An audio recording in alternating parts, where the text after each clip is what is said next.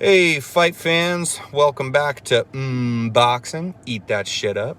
I am Tom O'Neill, aka Tummy Tom O'Neill, the human body snatcher. All right, but we had a time to get into the fights. We had a great weekend of fights in the UFC and boxing. 100% some real surprises for me. Got a couple picks wrong there. That's really more so on the UFC side of things, which is a lot harder to call because it's just so complicated. There's so much that goes into it. We'll get back into that later. Let's jump right into it. We'll start off with the UFC stuff. In the main event, Israel Adesanya defeats Paulo Costa in the second round, early in the second round. TKO stoppage. This one I did call. I believe I said second round, but possibly third. He stopped him early in the second round with the same thing I was talking about. A counter shot, but not just a counter shot. One good counter shot. One good counter shot. He came out there. He tore up Paulo Costa's leg. He welted it and bruised it up horribly in that first round. You could just see he could barely step on it. For such a strong guy, too, he's trying to put on a good face. That leg was so messed up. My God. He came out there with those kicks. Then he started bringing the kicks up to the body a bit and had a few of those, at least 2 or 3 real effective slapping hard kicks to the body. And some jabs to keep Paulo Costa at bay. Paulo Costa was just not able to get off at all. Not at all in that fight. It was really impressive. Truly amazing stuff from Israel Adesanya. Again, I did say he'd TKO him, and it would be earlier that he'd win. It wouldn't go all the way, and I said, second to third round. And that's what happened. That being said, I'm still going to tell you, I'm not going to pretend, yep, exactly how I saw it, even though those are kind of your bulletin points of how it went that I did predict. It was so much more dominant than I thought it would be, because I thought that Paulo Costa would land a couple good ones. I thought that he would get countered and eat a couple, be able to eat a couple, and just maybe catch Izzy while he's driving him back to the fence, getting countered, and he'd get one good, overhand off that at least rock him. He wasn't even able, I think he landed one jab in the entire fight. It was a phenomenal performance from Israel Adesanya. So yeah, he worked that leg first round, went up to the body, slapping hard kicks to the body. Had a couple attempts at head kicks. I believe those were blocked in the first round. Second round starts, back to the job, won't let him in. More leg kicks. I couldn't barely look at that. You could barely look at that leg. Man, it was gruesome. It was gruesome.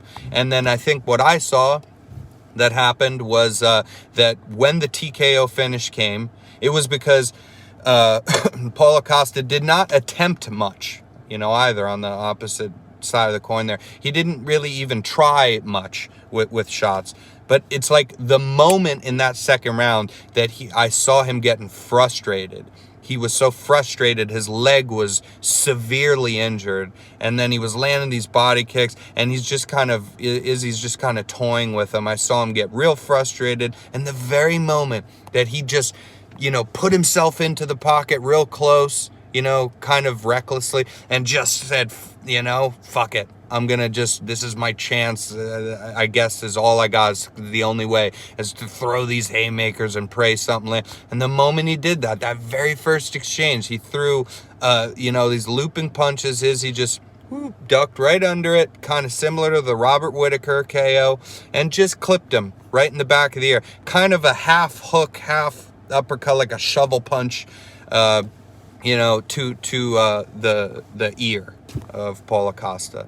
And just sat him down, disorientated, finished him on the ground with strikes, and the ref stopped it.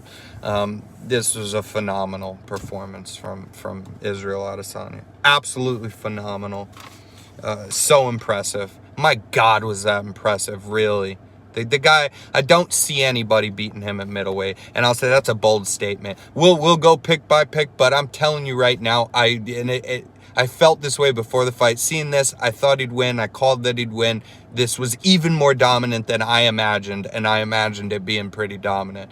I don't see anyone beating him at middleweight, period.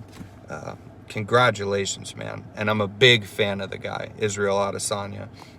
And then next, on the UFC, in the co-main event, Jan Blachowicz defeats Dominic Reyes. Out of the ones I got wrong, this is really, sometimes you get them wrong. This is not that. This is where I will literally say, wow, was I so wrong? It couldn't have gone a different way after seeing that fight. I made that pick because Reyes he's always been a good fighter. And then that John Jones fight, I 100% thought, another guy for John Jones to run through, even if it goes the distance, because that's been his whole thing. Anyways, that John Jones fight, I thought he won that. A lot of people thought I would say most people actually thought he won that. So incredible of a performance against, hands down, the greatest light heavyweight to ever be an MMA in any organization, period. And he's debatable for the greatest of all time in all weight classes. That's up for debate. Non-debatable, the greatest light heavyweight ever in any organization in MMA, and is John Jones. And Dominic Reyes, I thought, beat him. That was so impressive. That was his last fight. And then you look at Jan, who had started his career off with several different losses. It was a tough go for him. Then he started getting some wins, but they're wins against not the most impressive guys. And he's having wins in these, like, then when he got to impressive guys, like he beat Jacare, I believe, but that was like, I believe it was Jacare, and that's a good name and that's a good win, but it was like a kind of just a dull fight, and then he got the nod for it. It was not anything impressive that he did in there, really. I stand by that. This is how I made the picks, it wasn't anything impressive. Then his next fight after that, like I talked about, he knocks out, Luke Rockhold, who's never been at light heavyweight. He's a middleweight. He went up in weight, and he hadn't fought in years, and the guy's not the same. I've never been a huge Luke Rockhold fan, period, but the guy used to be great, but he's just not he's not the same. He lost to Bisping, lost the belt, then he got viciously KO'd by Yoel Romero, and then he, moves, he's off forever, moves up in weight. And this is how MMA is sometimes. People, get super excited and start talking about, oh, man, Luke Rockhold, he could be the guy to take on John Jones. That's craziness. That was always craziness to me, And then so he knocks out Luke Rockhold, who looked slow, looked not himself, looked bad. And so that's not a crazy impressive win. So that's how I made my picks. But anyways, I'm here to tell you, you do get some wrong. There's going to be fights that I make picks, I get them wrong. I'll talk about other ones on this card. Hey, I just got it wrong. But that does happen. It's not that I was so wrong. This is the fight, though. I'm going to tell you right now, this fight, it couldn't have gone another way. I was 100% wrong about about Jan in general. Congratulations, man. That was so surprising. And he was just breaking Reyes's guard. He's so powerful. Reyes have his guard up, and sometimes you break between the guard because you're going to put it up and the punch comes in between your two gloves going up because it's so fast of a jab or a straight that it'll kind of get in between there. But he was just already had his, his hands in the proper place, and Jan would just punch straight through his guard. I mean, he came out there and bullied him the entire, first round, and then finished him. Unreal. And I was very wrong. That was the most surprised I've been in a while, really in a while, for watching fights, because Jan could have got that win in a close fight, and I would say, again, I'm wrong, but things happen. You know, I'm not going to change my whole perspective. This changed a lot of my perspective on Jan. Did not at all see that coming. I didn't think that was a possibility. The way that, not that he'd just win, but the way that fight went, I would never in a million years have thought that. That was so impressive and great. And then the other one, now, and I did get this one wrong as well, was the Kai Car of France versus Brandon Royval. And Brandon Royval comes away with the win. I want to say that was the second round. I should really have this in the note. But I watched all these fights. I've watched the fights several times also. I watched the fights live to enjoy the fights. Then I watched the fights again, especially with the boxing, to score them and to kind of see what's going on more as far as the MMA stuff, even with the stoppages. So this was a really good fight, though, man. I'm not mad at it. This was such a great fight. And it kind of went the way that I thought it would as far as on the feet, and that's where I thought it would be with Kai Car France. And he's a pretty intelligent fighter, too, to where I thought it was kind of going the way I thought, that he'd get knockdowns because he's flat out better on the feet. And strong for those smaller guys at flyweight, very strong. And he does have knockout power. And he caught Brandon Royval with a vicious overhand right that completely just, it didn't take, it was so gnarly of an overhand right. While I think Royval was trying to throw a kick, or he was doing some, he was in the middle of doing some when he got caught with it, and it just immediately sat him down. The power of the thing pushed him down to his butt. But then it's same, you know, don't blink, which is his Kai Car France's nickname, you know. But then, yeah, don't blink. He knocks him down, and he goes to, you know, a flurry in punches to follow it up. And as soon as he gets there, and it's perfect position. He's behind the guy's facing the back of his head to loop his hooks around to the front of his jaw and his head. And he gets up there, and right away, right after, like, he's getting up from that vicious knockdown, Brandon Royval does this amazing spinning back, you know, elbow to the jaw of Kai Car of France, which then rocks. And this is all within 5 seconds of Kai Car's overhand right that sat him down. You know, within 3 seconds, he goes up to, and oh, he's getting tagged with this elbow. That was a crazy fight. And I was just, you could barely see it till the replay was shown. It was like, oh my God. So anyways, he gets rocked with that. The fight goes to the ground, and then I thought, oh no, because, you know, the jiu-jitsu of Royval is quite good.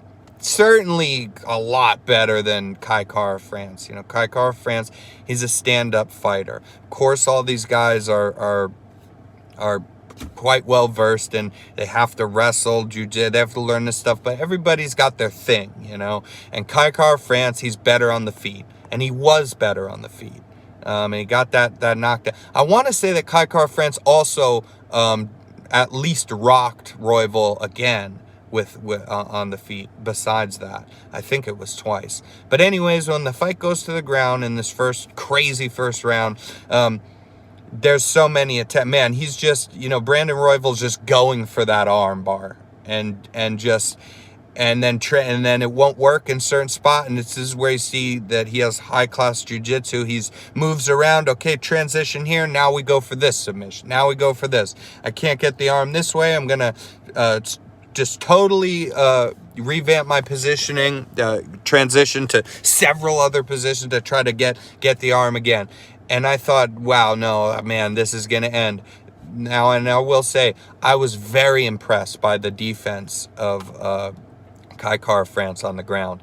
When I was watching it, I didn't think that he would make it out of that when they were on the ground there. Because they were on the ground too for a while in that first round. And then I believe it ended that way. And Kai Car of France just for a while had to defend off one after another. You know, of submit. The whole thing was just an ongoing transition from submission to this armbar submission to a different angle on that armbar, and Kai Car France was able to defend, and I thought, wow, that's incredible, because that looked so like he was in so much danger there.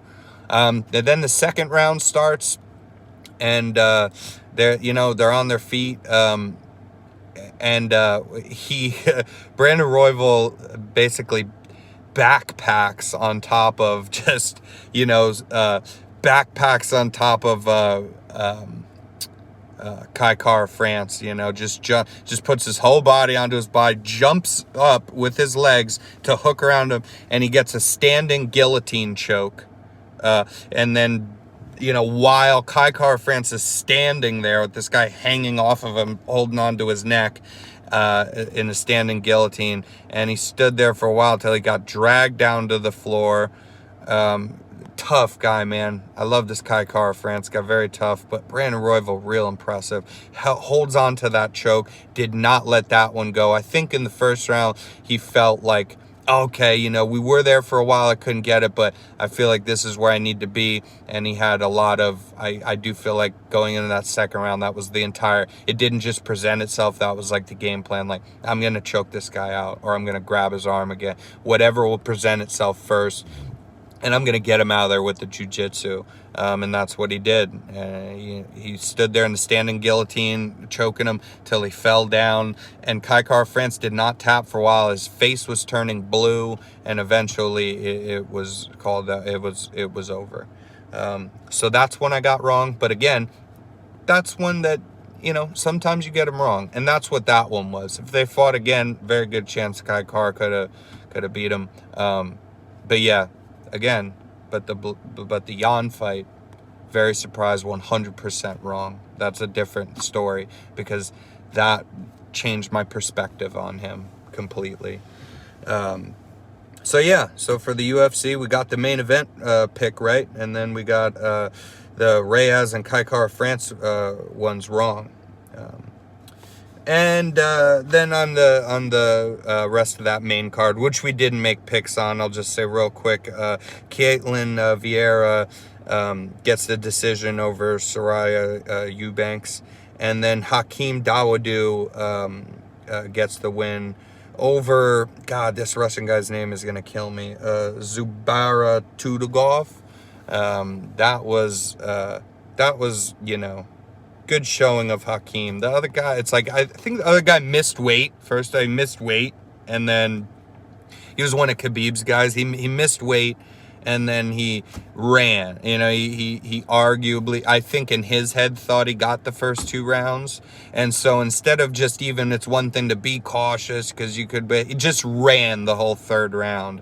And you could, because it's weird, because with the COVID, you don't have a crowd. You could just hear Hakeem screaming at him, stop running, come and fight me. And it was strange. But yeah, Hakeem gets a nod, as he should, man. Other guy missed weight. Then he, puts on kind of a dull couple rounds where he had actually some decent striking.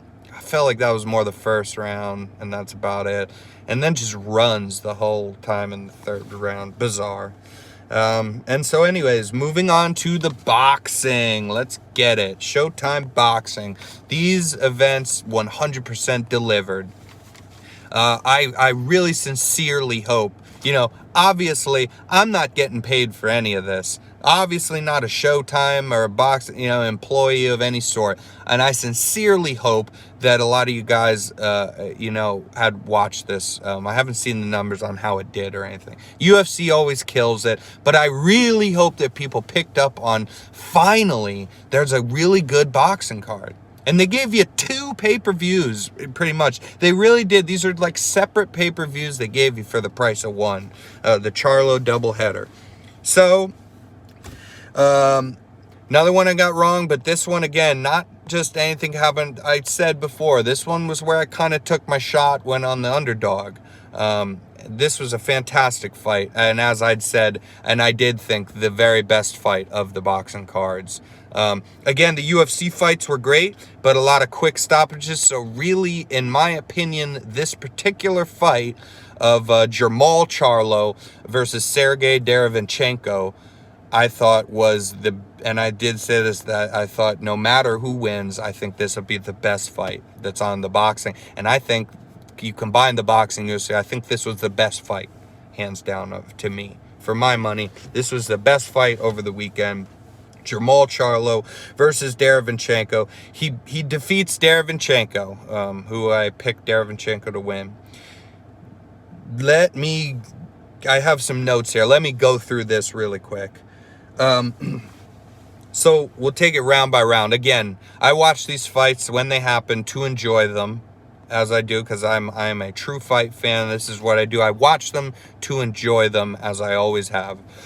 I watch them, though, to enjoy them. Then I watch them again to meticulously go through each round and how I'd score it, and if I scored it for someone, what was effective for them, things like that. And I enjoyed doing it. It is a bit meticulous, but I actually enjoyed doing it. Can't do this for every fight, but I'm going to try to do this for at least one of maybe the best fights, you know, that happen. So yeah, round one for Jermall Charlo versus Sergey Derevyanchenko. I score round one for Charlo. Very effective with the jabs. This round was not close, you know, but they're just starting off, so nothing too impressive on his side either. I think it was the jabs, keeping him at distance and telling Derevyanchenko kind of right off the bat, who's an inside fighter, that, hey, you can't just get inside on me. I'm going to stick you with that jab. He had the reach advantage, and he did that very well in the first round. Second round, so I score that for Charlo. Second round, I also score for Charlo, although Derevyanchenko, he started already, which was a great sign to me. You know, it's 12 rounds. Right away at the second round, I thought, good, he's not going to take too long to get going. Because a lot of times this is how he's lost, like the Triple G fight, you know, is not doing well early. And he almost has to, like, he's such a dog. He almost has to get hurt and be bleeding to get better as the fight and be exhausted, and then looks like a monster, you know. So I thought this was good, and this is something he had said leading up to the fight, that he wanted to get a faster start. Unfortunately, overall, that did not happen. I score round two for Charlo as well, but I did see that Sergey was doing different things. He's starting to bounce around on his feet more and not be so flat-footed, and he was starting to get a hang of, he had a couple effective times of dodging, weaving punches, and being able to get in on the inside just for a split second, but he wasn't able to do too much with it. Moving on to the third round, I scored that for Charlo as well, but here's the, again, to do this fight justice, you have to watch it. Such a great fight. So in that, like I said, Charlo gets the first and the second, but in the second, I see Derevyanchenko doing some different stuff. Now, in the third round starts, to me, Derevyanchenko is starting to run away with that round. Or he's off to he's a different person all of a sudden. He's getting inside. He's landing good shots, good body work. But unfortunately, and this was most of the round. But he's landing shots, and all the shots hurt, man. But, you know, Jermall, you know, is a super tough guy. I don't know if it really hurt him or if it did and he didn't show it. But, yeah, he was running away with this round, so it would have been his round, man, in the third. But then he gets clipped real hard at the end of it, and it's very noticeable. So he loses that round. That round goes for, you know, as it did, and also for me, goes to Charlo, which is a shame. It's like you had that round, man. This was not only within the last 10 seconds, I'm going to say this, that Charlo hurt him in the last 4 seconds of that round that he was handedly going to win. So, but you have to give that to Charlo because of that. Very effective punch and hurts him. It's a big event. So he's got the first 3 rounds. The fourth round, I also give to Charlo. He's hitting him with nice uppercuts. He's doing a good job, again, with the jab. Always, that's the thing. A lot of good uppercuts from Charlo all throughout the fight. But also, really, I feel like the factor was sticking that not just the jab to keep, but a stiff jab, man. Sticking him with a real stiff jab that hurts. Those jabs hurt. They mush your face back. They're not little touchy things for points. He was drilling those jabs into Derevyanchenko.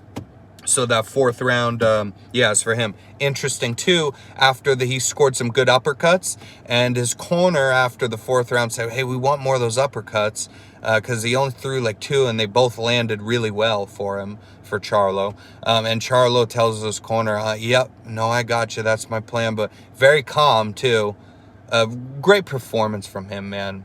These guys are great, both the Charlo brothers. Sometimes they get real aggressive, though. They're hard hitters. They sit down on their punches. They like to do that kind of thing. This was interesting to see, man. He seems so composed.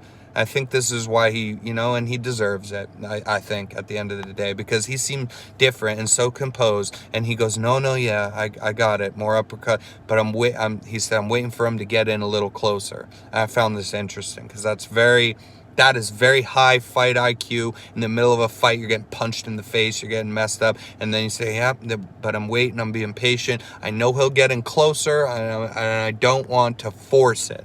Can't, especially something like an uppercut. That's an inside punch, You don't want to loop an uppercut out too far, So he said, I'm waiting for him to get a little closer. I could really use those. So Jermell Charlo so far to me has run away with the first 4 rounds, and I'm thinking, Jesus. But Derevyanchenko almost got that third, Then the 5th round. Yeah, I give this round to Derevyanchenko. This is when he starts to get going. And he has a very good round, and he's able to finally get inside and stay inside. And this is why he had a good round in the 5th round. The 6th round, again, now still for Derevyanchenko, I thought, here we go. Now he's coming on, and you know what? If he sticks with it, this is not too late. Even if it goes all the way, he could win this.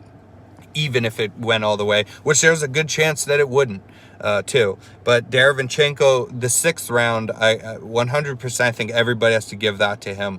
Also of note, I'm not taking anything away from Jermall Charlo.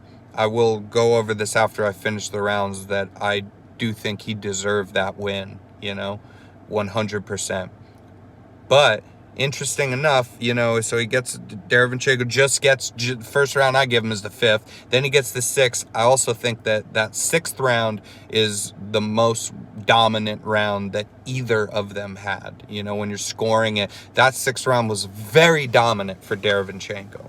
Very good round for him. The 7th round, it's hard, man, not to be biased, especially when you're making picks and I like both these guys, but Derevyanchenko's kind of the underdog. He's a lot less known than the Charlo brothers, so it's hard I really try to not be biased. I gave this, I watched, even within these rounds, not watch the whole fight back, I'd play the rounds again. I did give this to Derevyanchenko as well, but that's really a toss-up, man. That 7th round is so close. It's a toss-up, So give it to Charlo. That's fine. They both literally spent like half the time, one successful in the beginning, then the other one finishing way stronger. So it's a toss-up, man. The 8th round I gave to Derevyanchenko, but again, with how things are close, I did give the 8th round to Derevyanchenko, but Charlo seems to hurt him. They're hurting each other, really, but Charlo seems to hurt him a bit at the end of that round. So, again, that's a close round, man. 9th round, not close. That's Charlo all day. The 9th round, it's like after Sergey's coming back, he's collecting these rounds that he lost the first 4 handedly. He's starting to collect these rounds back, and it's almost, almost a tied fight now. And Jermell Charlo, again, just so much credit to him. Just is composed, and he gets back in there after losing rounds now and dominates that 9th round. That was, to me, also, as far as Jermall Charlo, that was his most dominant round, is that 9th round. And he just gets back to that stiff jab, and he starts cutting up Derevyanchenko's, getting cuts and swelling on his eyes from the stiff jab, And then the 10th round, again, this fight was so close, man. The 10th round is a toss-up too, really. I'll just say I should start with that. It's a toss-up. I need to, like, you know, if I'm scoring the fight, I need to give a round to somebody. And so I did go with Charlo on it. Just because they said he won the fight, probably. So it's like almost biased, because I scored this originally, and I literally scored it 6 rounds to 6 rounds, which would have been a draw. But when you say that Charlo won, and then you look at that fight in total and just the things they were doing in there, it did make sense that he won that fight. It did make sense to me. I do think he won. So I watched it again. It's like, you got to give him some of the, but God, they're so close. So that's really a toss-up. But that, if I had to pick between them, you know, the other one I went with Derevyanchenko. I did go with Charlo. I gave this one to Charlo. You really could give it to Derevyanchenko too, man. That 10th round. 11th round, that's Charlo to me. But that's close. That's another close round. That's literally, I've literally watched the fight. Just watch the fight. This is another round where it's a toss-up. Give it to, flip a coin. You know, what a crazy fight. And then last round, the 12th round, you know, almost like makes me sad feeling for the guy. The 12th round is Derevyanchenko's all day long. He went out there looking to take, you see, it's a fight, so it's like, oh, you know, you go, that's how you should fight. You go out there and you did. But listen, it's 12 rounds. And you're fighting against another world-class guy. And that goes for Charlo, too. Especially if you're Derevyanchenko, you're the underdog, you're fighting guys supposed to be better than you. You need to conserve yourself sometimes, you know. And he had to go into that thinking, I could very easily lose this fight. This is his third, you know, attempt at a title. And I believe the guy's 37, too. This is a point that I think I missed out on the other time when I was talking about this. I think the guy is 37 years old, and he's had these, you know, before this, he's had these 2 title, you know, chances at the belt where he should have won. To me, man, he should, a very close fight with Triple G. I think he should have won that fight against Triple G. You know, he's a more known, arguably better boxer than Jamal Charlo. And I think he won that, man. But they didn't give it to him. And then he loses a split decision loss in an incredibly close fight with Daniel Jacobs. And this is his 3rd time. He might think, this is my last time. He goes out there in that 12th round, and he just is nothing short of inspiring, man. Not that he wins the round. The way that he goes into that 12th round is like, I don't want to leave this up to judges again. This might be my last chance. You can see in every punch and in every expression on him that he is pouring himself out in that ring. He is he's exhausted, and there must be just nothing left. A normal person would have nothing left to give, and this guy just is relentless. I could not believe the combos and the power he was putting into those punches, trying to take Charlo out of there in the 12th round after such a long, grueling fight. Unreal. But yeah, then they give it to Charlo. But again, I love Derevyanchenko. I feel for him. But, you know, when you look at the fight as a whole, then I think it's Charlo's deserving of that win. That being said, man, watch that fight. Watch that Triple G fight. Watch that Daniel Jacobs fight. I mean, Derevyanchenko, it's like you just never put him in. You never put him in there with, and those are his losses, man. Those are his losses. You never put him in there with anyone. I swear the guy could go in there with Canelo or something, and it's like he'll lose. But I'm convinced you cannot put that guy in a ring and not have him make it so close of a fight. Just so close, and just give all of himself every time. So hats off, man, to Derevyanchenko. Hats off to you, brother. I feel for him. You know, he loses that fight. All right, and then moving on, Luis Nery defeats Aaron Alameda. I did make this pick as well. This was a little bit surprising too, though, because I thought that, you know, not even like, oh, well, I thought, because anybody would think this. Luis Nery is, you know, every fight that he's had, he's a slinger. He's just punching. He treats people like they're a punching bag. And sometimes they punch him back and he's like, eh, you know, whatever. He treats people like they don't have arms. Like he's going in there and throwing shots that he's kind of leaving himself open a bit even. Like especially when he loops those hooks to the body. That's how he's fought all his fights and he's been successful. He does get the win here, but not at all like I thought, because he totally changes his game up in this one, and it becomes a classy boxer, you know, and shows off his boxing ability and sticks the jab and stays at distance and outpoints Alameda. Not even the most eventful fight, but very impressive that he could show that wrinkle of his game, that he has that as well as being a dog. And he gets that win. He did kind of hurt Alameda late in the fight. I think it was the last round. But yeah, that fight went all the way. And then Luis Nery, though, handedly wins the fight. But just a lot different than I thought that it would be. And then moving on, the last one, we got Jermell Charlo versus Rosario. Jermell Charlo gets the win. Jermell over Rosario. I did call that as well.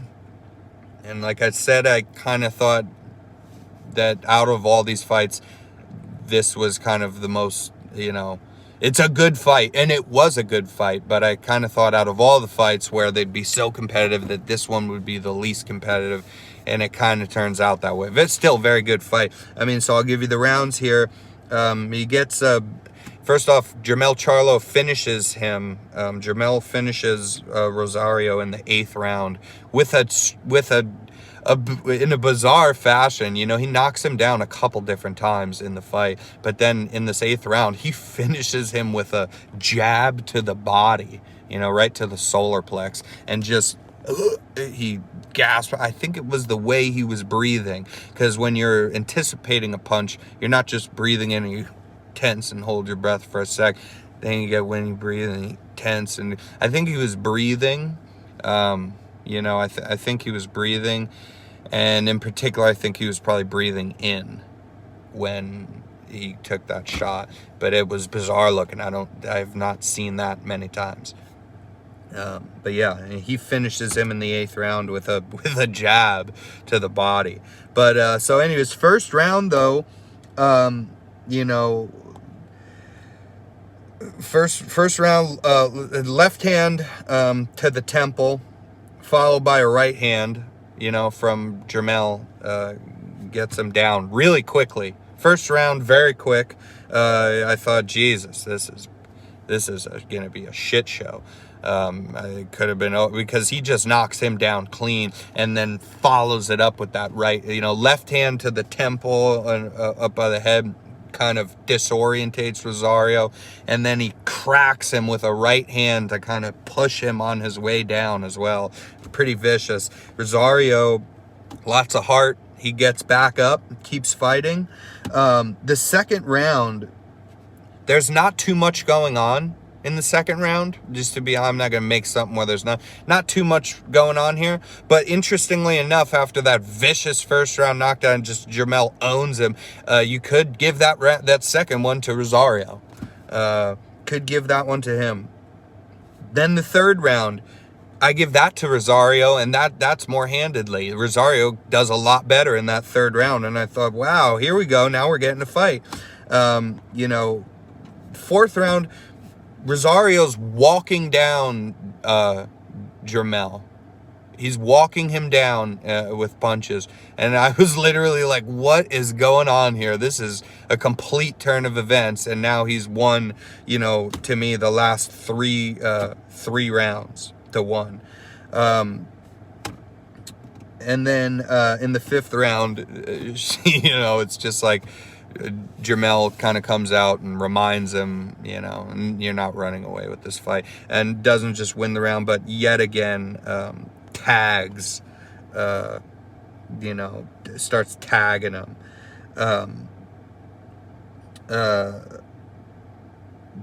Charlo does really good work. These guys with hitting hard and sitting down on their punches. But he comes back and he tags Rosario again. The 6th round. Let's see what we got here. Left to right hand combo. This is the same combo from the first round. You know, Charlo knocks down Rosario and hurts him real bad, and that's the same combo. Left hand punch. You know, left to the head, temple area, and then sitting him down with the right. It's the exact same punch as the first combo as the first round that worked for him. It works for him yet again here in the 6th. And then it's pretty much all downhill. The 7th round, it's real, you know, it's dark for Rosario.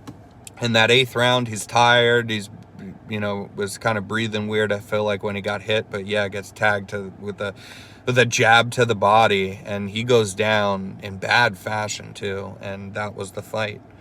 So let's see what else we got here. Well, yeah. But that was it.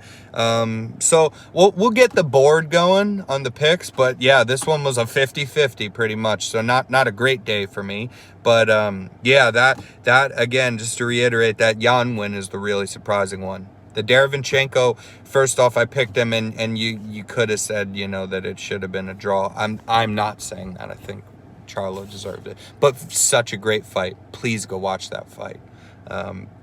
And then Luis Neri wins as I predicted, and Jermell beats Rosario as I predicted. Adesanya wins. So 3-3 right now. So not the best, but we'll get back at it.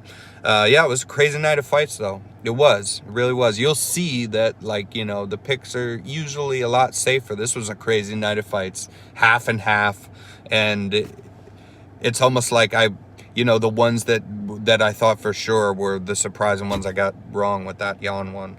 But yeah, those are the fights. We'll get back and do this again soon. I'm not just gonna do this just to do it every single weekend. So like, I'm not, you know, especially if there's no, because I want to be boxing heavy here.